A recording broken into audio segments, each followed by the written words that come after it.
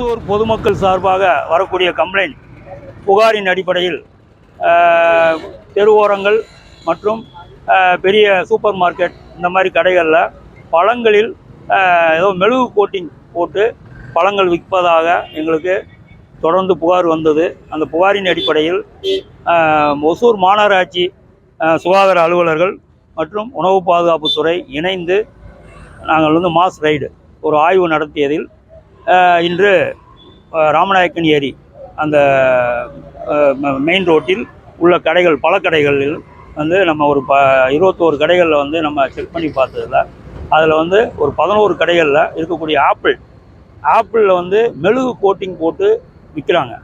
So அதை நம்ம check பண்ணி பார்க்குறப்ப எல்லா ஆப்பிளுமே மெழுகில் முக்கி அந்த ஆப்பிள் எடுத்து விற்கிறாங்க. என்ன காரணம் அப்படின்னா ஆப்பிள் பொதுவாக ஒரு வாரத்துக்கு அதில் 4 நாள் தாங்கும்.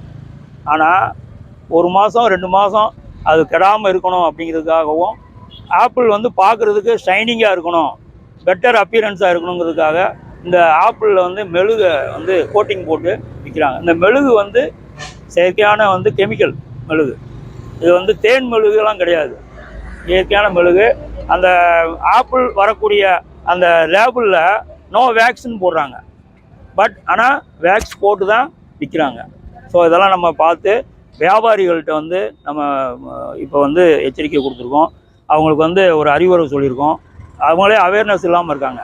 சார் அந்த மாதிரி நோ வேக்சின் போட்டிருக்கு சார், அந்த லேபிள் இந்த பாக்கெட்டில் லேபிளில் நோ வேக்சின் போட்டிருக்கு சார், அதனால தான் நாங்கள் வாங்கணும் அப்படிங்கிறாங்க. இருந்தாலும் நீங்கள் ஆப்பிள் வாங்குகிறப்ப வாங்கி நீங்கள் செக் பண்ணி பாருங்கள், மெழுகு வேறு ஏதாவது கெமிக்கல் கோட்டிங் இருக்கான்னு செக் பண்ணி பார்த்துட்டு பொதுமக்களுக்கு விற்பனை செய்யணும்.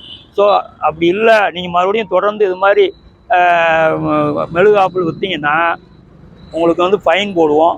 அதன் பிறகும் நீங்கள் தொடர்ந்து விற்றாமல் செய்வோம்னு சொல்லியிருக்கோம். இப்போ அவங்களுக்கு ஒரு 5000 ரூபா ஃபைன் போட்டிருக்கோம். ஏன்னா மெயின் அவங்க தான். பார்த்தீங்கன்னா அந்த பாக்ஸில் சன் ஈஸ்ட் அப்படின்ட்டு ஒரு பேனர் வச்சு பார்சல் பண்ணியிருக்காரு. இதில் பாக்ஸில் ஆமாம் சன் ஈஸ்ட். ஆமாம் சன் ஈஸ்ட் அப்படின்ட்டு. இப்போ அந்த இது மேலே கம்பெனி மேலே நீங்கள் நடவடிக்கை எடுக்க வாய்ப்பு இருக்கா?